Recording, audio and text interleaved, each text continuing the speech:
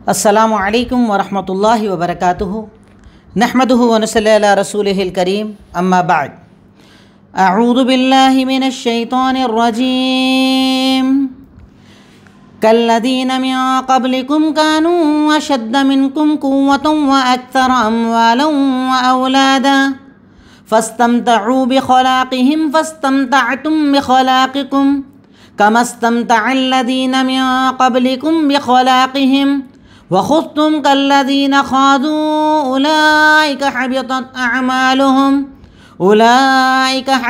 अअमालुहुम फ़िद्दुनिया वल आख़िरह व उलाइका हुमुल ख़ासिरून अलम यातिहिम नबउल्लज़ीना मिन क़ब्लिहिम क़ौमि नूहिन व आदिन व समूद व क़ौमि इब्राहीम व अस्हाबि मदयन वल मुअतफ़िकात अततहुम रुसुलुहुम बिल बय्यिनात फमा कान अल्लाहु लियज़लिमहुम वलाकिन कानू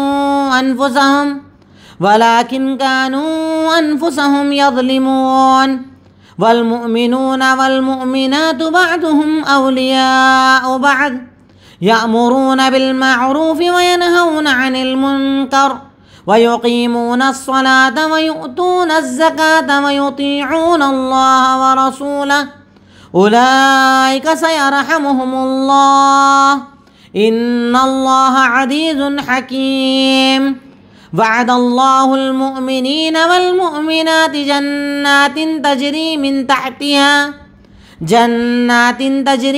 तहतिहल अनहारु खालिदीन फ़ीहा व मसाकिन तय्यबतिन फ़ी जन्नाति अदन व रिज़वानुम मिनल्लाहि अकबर ज़ालिका हुवल फ़ौज़ुल अज़ीम।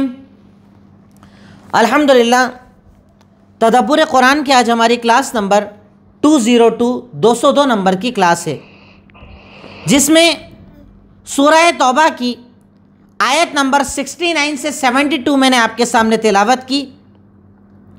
सबसे पहले आज की आयत का तर्जुमा। अल्लाह रब्बुल आलमीन आज की आयत में कुछ नया जिक्र करता है, जिसमें अल्लाह रब्बुल आलमीन सबसे पहले ये बता रहा है कि जैसे तुमसे पहले लोग आए, अल्लाह रब्बुल आलमीन ने उन्हें दुनिया में भेजा, वो तुमसे ज़्यादा ताकत वाले थे। फिर अल्लाह रब्बुल आलमीन ने उनका अंजाम बताया। फिर अल्लाह रब्बुल आलमीन ने कौमों पर आने वाले अजाब का तज़किरा किया।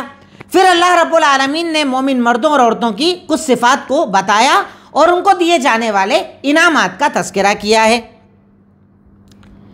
अब आयत का तर्जुमा, अल्लाह ताला इरशाद फरमाता है कल्लज़ीना मिन क़ब्लिहिम, आपसे यानी जो इनसे पहले गुजरे, सेम उन लोगों की तरह जो इनसे ज़्यादा क़ुव्वत वाले थे, इनसे ज़्यादा माल वाले और औलाद वाले थे।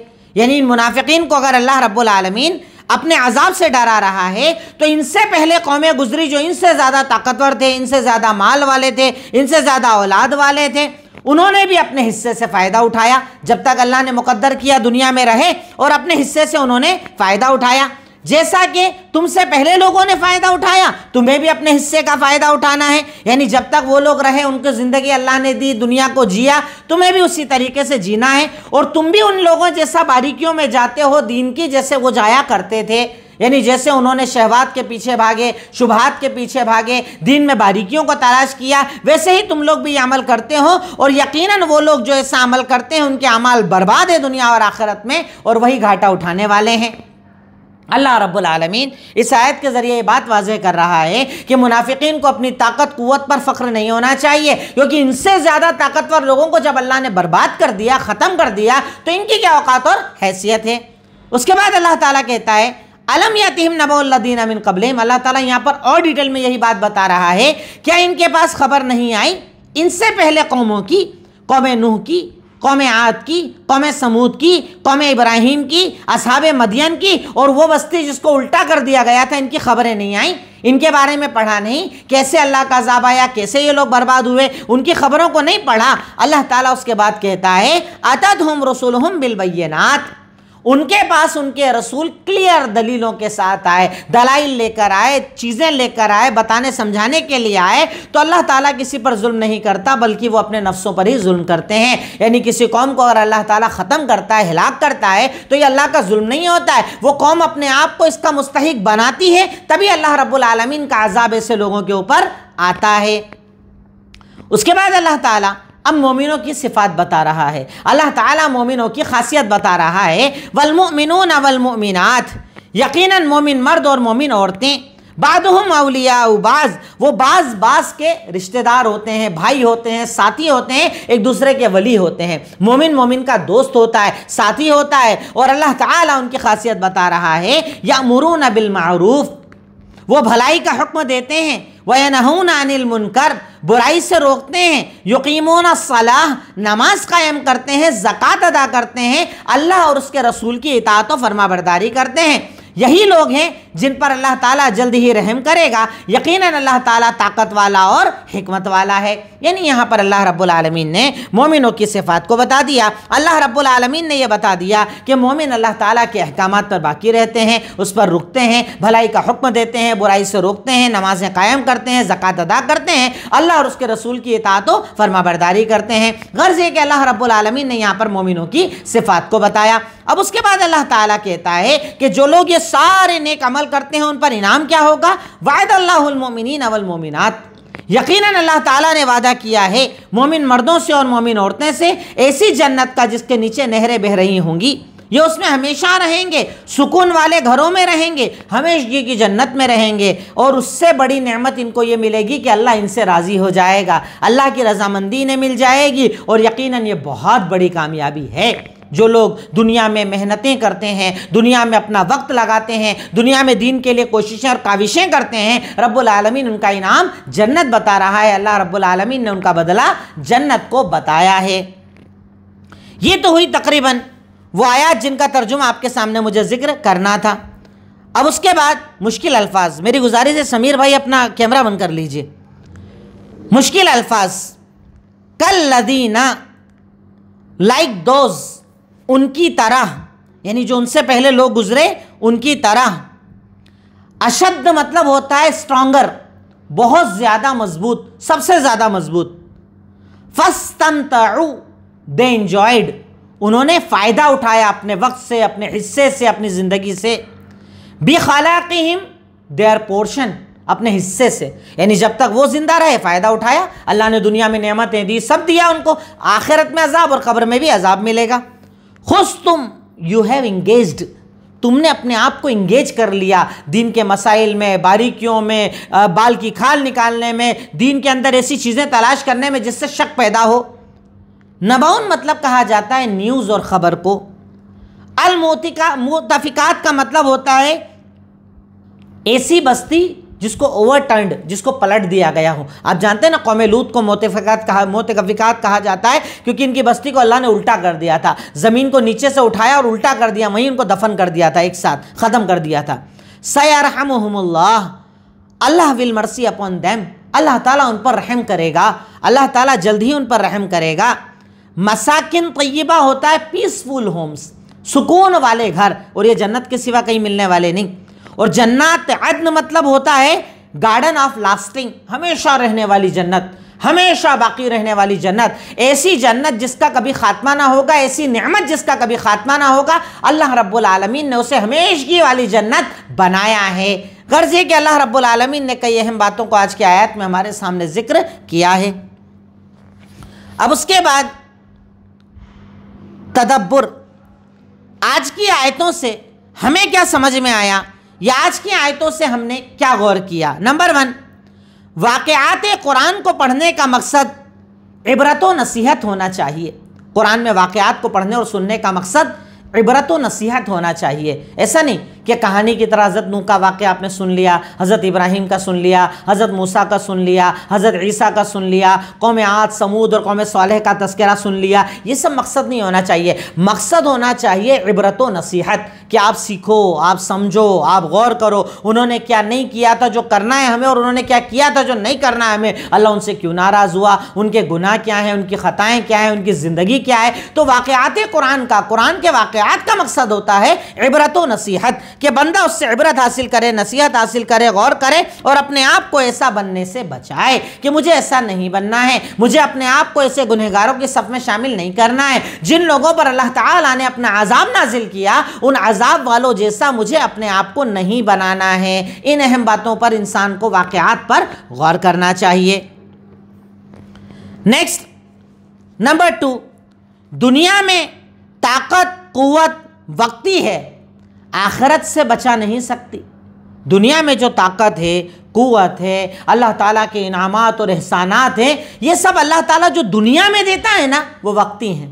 आखिरत में वो काम आए ऐसा कुछ भी होने वाला नहीं है। ये दुनिया तो वक्ती है ना, दुनिया तो फना होने वाली है ना, ख़त्म होने वाली है ना। यहाँ का बंगला, यहाँ की गाड़ी, यहाँ का घर, यहाँ का पैसा, यहाँ की दौलत, शोहरत, इज्जत, नाम, वक़ार, रुतबा सब ख़त्म होने वाला है। आखिरत में इससे कोई फ़ायदा नहीं मिलेगा जब तक कि अल्लाह की रज़ा पर ना जिया जाए। अगर दुनिया की नेमतों को इंसान देखे तो दुनिया में ताकत और क़ुव्वत वक्ती है, ये आखिरत में बचा नहीं सकती। आप दुनिया में अगर बहुत बड़ी पोस्ट पर से रिटायर होकर आपका इंतकाल हुआ है, आप बहुत पैसे वाले रहे, आपका इंतकाल हुआ है, उससे मतलब नहीं है कि आपको जन्नत मिल जाएगी, कब्र का आसानी मिल जाएगी, जब तक कि आपने अमल ना किया होगा, दुनिया को बेहतर बनाया ना होगा, ज़िंदगी को बेहतर बनाया ना होगा। अगर बेहतर ज़िंदगी जी होगी तो यकीनन वो काम आएगी, और अगर बेहतर नहीं जी होगी तो काम नहीं आएगी। उससे फर्क नहीं पड़ता कि दुनिया में आपके पास ताकत कितनी है। और देखिए, एक मर्तबा आप अगर गौर करें ना, अल्लाह ताला बार बार ऐसी चीज़ों को जब जिक्र करता है तो कौम आद और कौम समूद का जिक्र करता है। क्यों?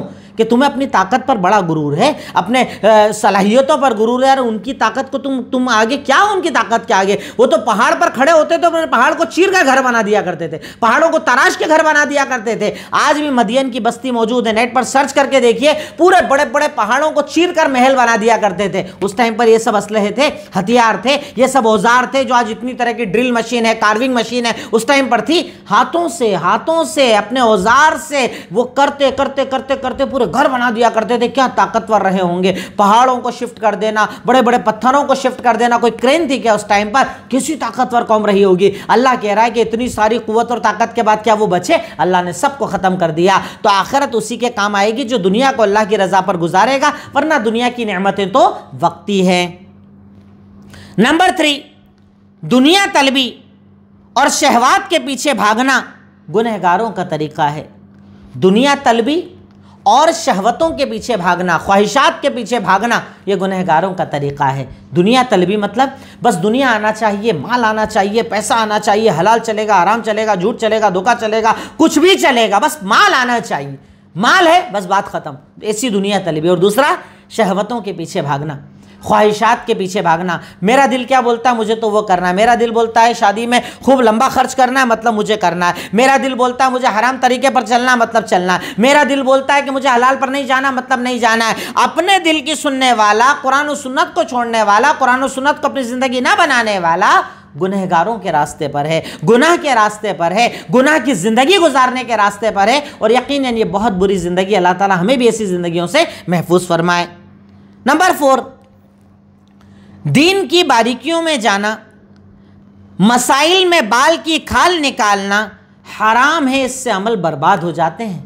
दीन की बारीकियों में जाना, कई लोगों की आदत होती है कि अल्लाह ताला ने बता दिया हलाल मतलब हलाल, अल्लाह ने बता दिया हराम मतलब हराम, दीन बता दिया, शरीयत बता दिया, क्लियर बातें हमें बता दी, उसके बाद भी वो डीप में जाते हैं। हलाल है तो क्यों है, हराम है तो क्यों है, ऐसा क्यों नहीं है, वैसा क्यों नहीं, चलते चलते चलते इतनी बारीकियों में जाते हैं। एक वक्त आता गुमराह हो जाते हैं, एक वक्त होता मुर्तद हो जाते हैं, एक वक्त आता दीनी को छोड़ देते हैं, एक वक्त आता दिन की अहमियत छोड़ देते हैं। इसलिए शरीयत ने कहा इन्नल हलाल बय्यिन, हलाल भी क्लियर है, हराम भी क्लियर है। जो शुबे वाली चीज़ों से अपने आप को बचाओ, जितना बचाओगे उतना अपना दीन को महफूज पाओगे। तो शरीयत ने हमें कहा है कि जाहिर पर अमल करना, बहुत ज़्यादा बारीकियों में जाना हर एक की बस की बात नहीं है। हाँ, जो दीन को जानता है, अरबी को जानता है, डीप में जाता है, नॉलेज लेता है, एक बात अलग है। एक आम आदमी के लिए हलाल और हराम को समझ लेना काफ़ी है। तो दीन की बारीकियों में जाने से इंसान अपने अमल को बर्बाद कर लेता है, अपने खुद के अमाल को ख़राब कर लेता है।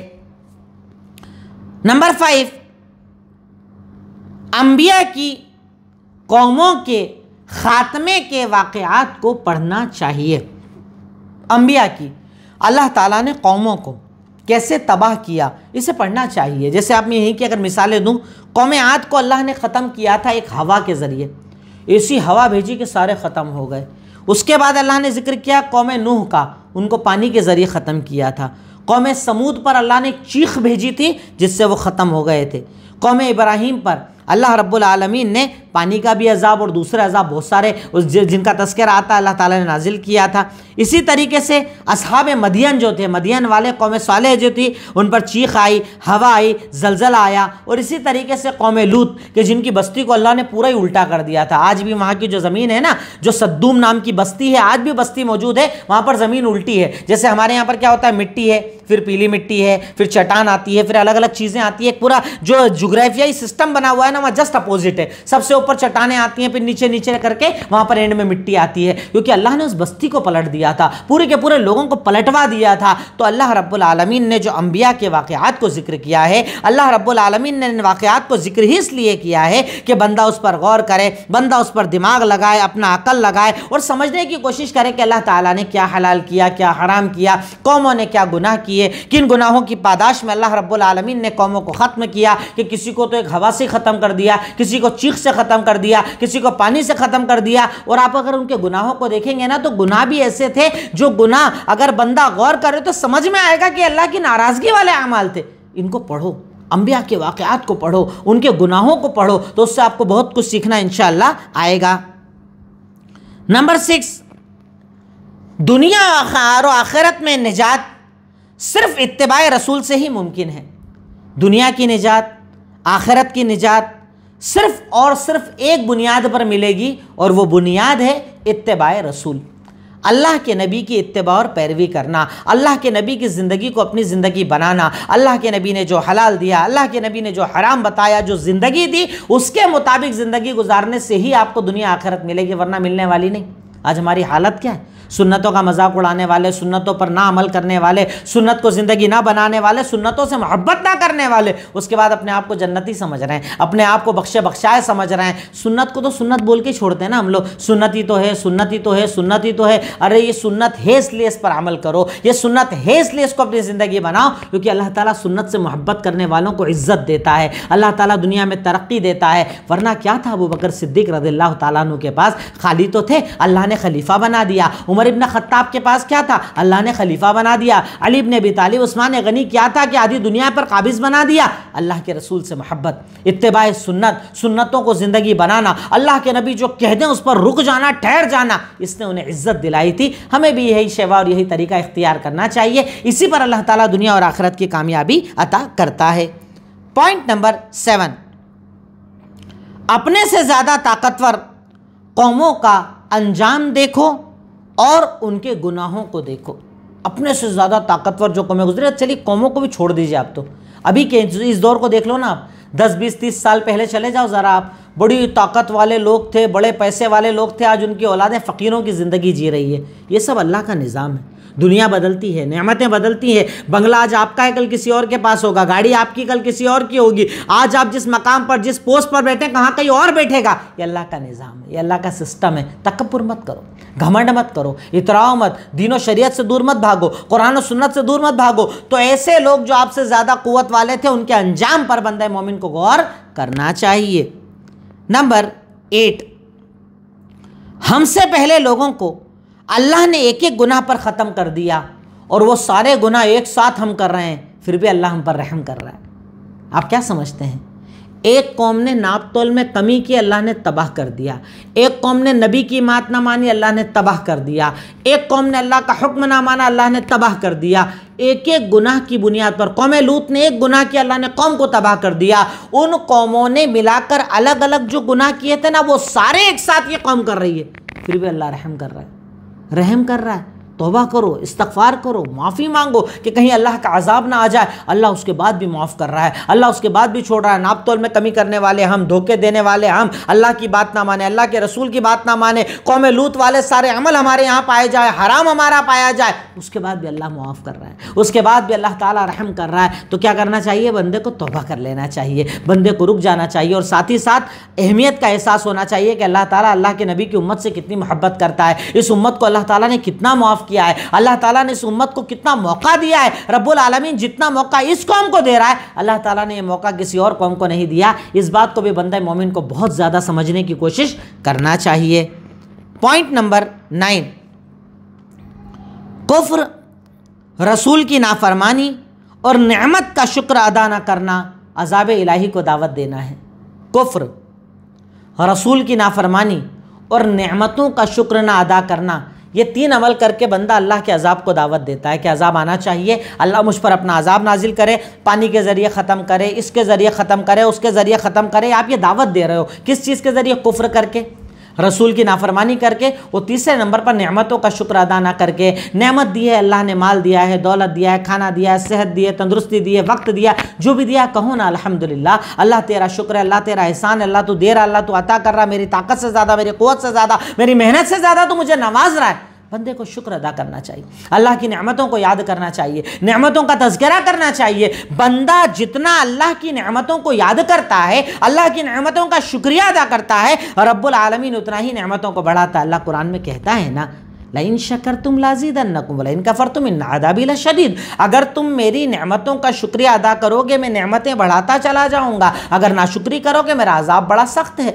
अल्लाह ने माल दिया, कहो अल्हम्दुलिल्लाह, कारोबार दिया, कहो अल्हम्दुलिल्लाह, अल्लाह चला रहा है, अल्लाह का एहसान है, अल्लाह का करम है, वही करने वाला, वही चलाने वाला, वही देने वाला, वही अता करने वाला। बंदे को अल्लाह का शुक्रिया अदा करना चाहिए। जितना बंदा अल्लाह का शुक्रिया अदा करता है, रब्बुल आलमीन उतनी नेमतों को बढ़ाता है, और बंदा जितनी नाशुक्री करता है, रब्बुल आलमीन का अजाब आता है, नेमतें छिन जाती हैं, ताकत चली जाती है, क़ुव्वत चली जाती है। तो बंदे को चाहिए कि बराबर नेमतों का शुक्रिया अदा करे।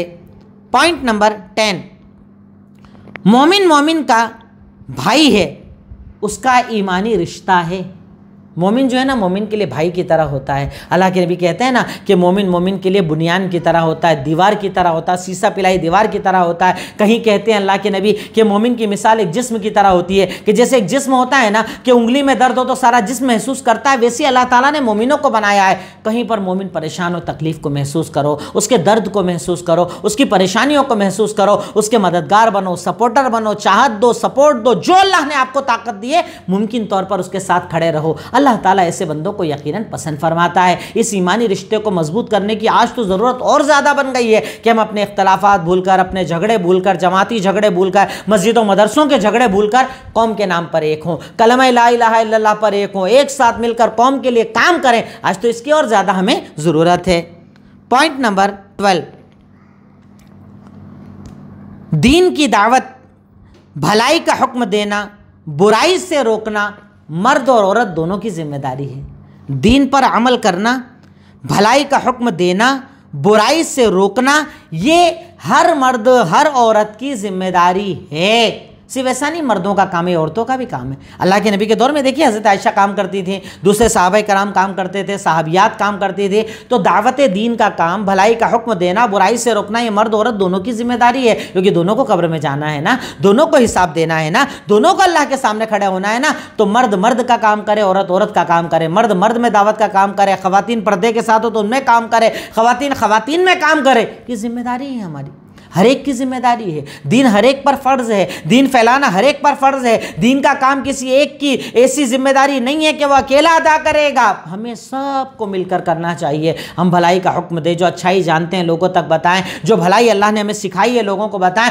जितनी मुमकिन ताकत और क़ुव्वत हमारी है सब लगाकर अल्लाह ताला के दीन का काम करें, यह हम तमाम की जिम्मेदारी है।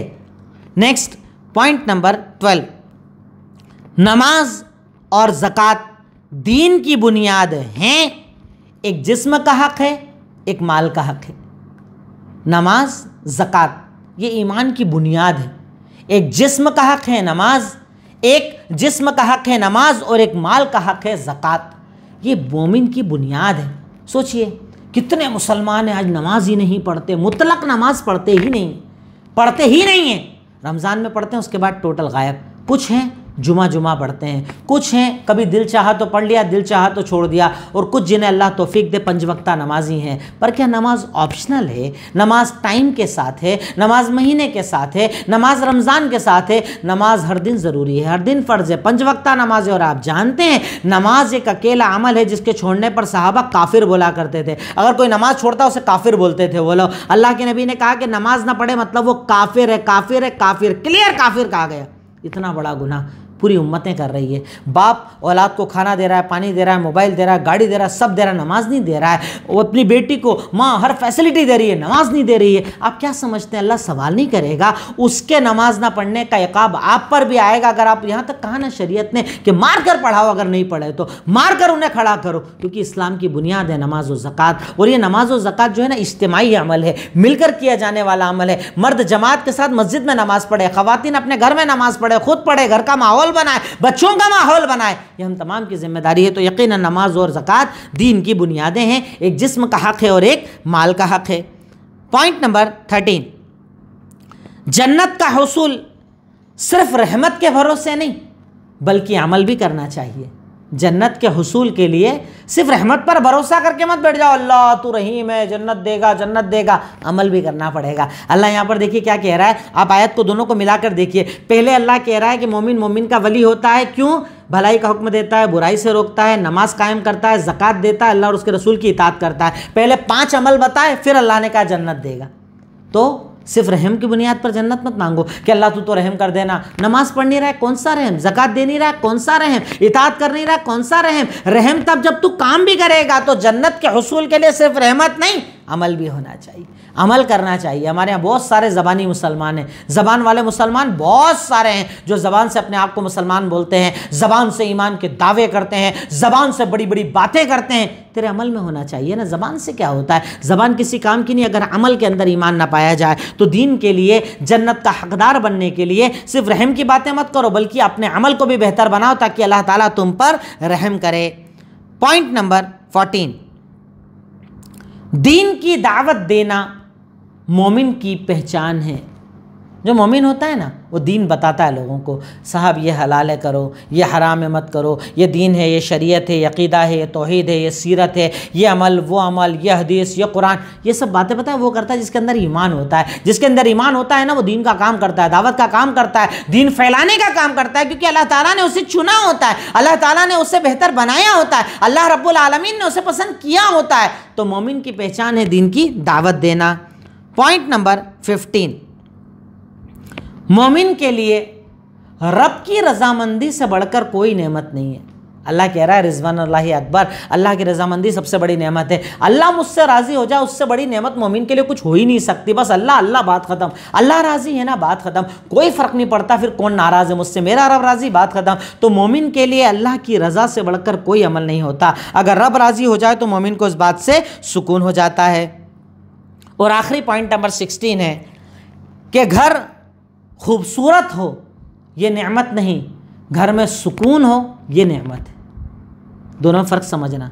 घर बहुत बड़ा बंगला बनाया, 5 करोड़ 6 करोड़ इंटीरियर के अंदर लगाया, स्विमिंग पूल बनाया, शानदार, जितना अच्छा खर्च कर सकता था सब कर डाला, खूबसूरती से सुकून आता है? नेमत घर तब बनता है जब उसमें सुकून भी होना चाहिए। चाहे 2 ही कमरे का घर हो पर सुकून होना चाहिए। घर में झगड़े ना हो, लड़ाई ना हो, गलत माहौल ना हो, बेनमाजी ना हो, कुरान बद्दीनी ना हो, तो वो घर सुकून वाला घर होता है। और खूबसूरत कितना भी बना लो, खूबसूरती से सुकून हासिल नहीं होता है। तो घर वो नेमत है जिस घर में सुकून हो, खूबसूरती से घर नेमत नहीं बनता। क्योंकि अल्लाह ताला जन्नत में जो घर देगा ना उसमें सुकून होगा, इत्मीनान होगा, पीसफुल वो घर होंगे जिसमें इंसान को अच्छा लगेगा। ये तो हुई तदब्बुर से जुड़ी हुई कुछ बातें। आखिरी हमारा पॉइंट है अमल। नंबर 1, आज से कोशिश करो कि अच्छों का साथ इख्तियार करो।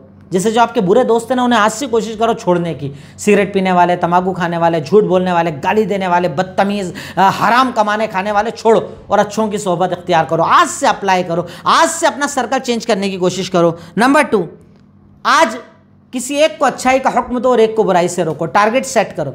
आज किसी एक को मैं बताऊंगा कि यह हलाल है कर, किसी एक को बताऊंगा यह हराम है मत कर। एक एक दिन एक एक आदमी का टारगेट तो बनाओ। कितना काम कर लोगे? 30 दिन में 30 तक दावत, 2 महीने में 60 तक दावत, 1 साल में 365 तक दावत। रोज़ाना कम से कम एक आदमी तक ये अमल करो। नंबर 3, अल्लाह से दुआ करो कि अल्लाह हमसे राज़ी हो जाए, अल्लाह से अपनी रज़ा मांगा करो, अल्लाह तू बस राज़ी हो जा, अल्लाह मुझे कबूल कर ले, अल्लाह मुझे तू पसंद फरमा ले, अल्लाह तू अपना रज़ामंदी मुझ पर ज़ाहिर कर ले, दुआ किया करो अल्लाह ताला से। नंबर 4, अज़ाब इलाही से पनाह मांगो। अल्लाह तेरे अज़ाब से डरता हूँ, अल्लाह ताला मुझे दिल में अज़ाब का बड़ा खौफ है, तू मुझे अज़ाब से बचा, अल्लाह ताला मैं तेरे अज़ाब से बहुत डरता हूँ, अज़ाब से पनाह मांगा करो। और आखिरी चीज़, नमाज को अपनी ज़िंदगी बनाओ। देखिए एक बार आप पढ़ने लगोगे ना तब आपको पता चलेगा कि नमाज क्या है, नमाज क्या है। ज़्यादा दूर नहीं, आज ही कोशिश करो, अभी ज़ोहर का टाइम है ना, अभी से कोशिश करो कि ज़ोहर से नमाज को शुरू करूँगा इंशाअल्लाह। रमज़ान तक नहीं और रमज़ान बाद नहीं, हर टाइम पूरे साल नमाज़ पढ़ूंगा इंशाअल्लाह, क्योंकि मेरे अल्लाह को पसंद है, मेरे नबी को पसंद है, अल्लाह इस पर जन्नत देता है। ना पढ़ने पर काफिर कहता है मुझे काफिर की मौत नहीं मरना है, मुझे मोमिन की मौत पर रहना, मोमिन की ज़िंदगी, मोमिन की मौत और मोमिन का खात्मा चाहिए। तो नमाज़ों की पाबंदी करो। इन्हीं मुख्तसर सी बात पर हम अपनी बातों को मुकम्मल करते हैं। अल्लाह ताला से दुआ गो हैं, ए इलाही मौला तो हमें कुरान को समझ कर पढ़ने की तौफीक अता फरमा, कुरान पर अमल की तौफीक अता फरमा, कुरान को ज़िंदगी बनाने की तौफीक अता फरमा। व आखिरु दावाना अल्हम्दुलिल्लाहि रब्बिल आलमीन। अस्सलामु अलैकुम व रहमतुल्लाहि व बरकातुहू।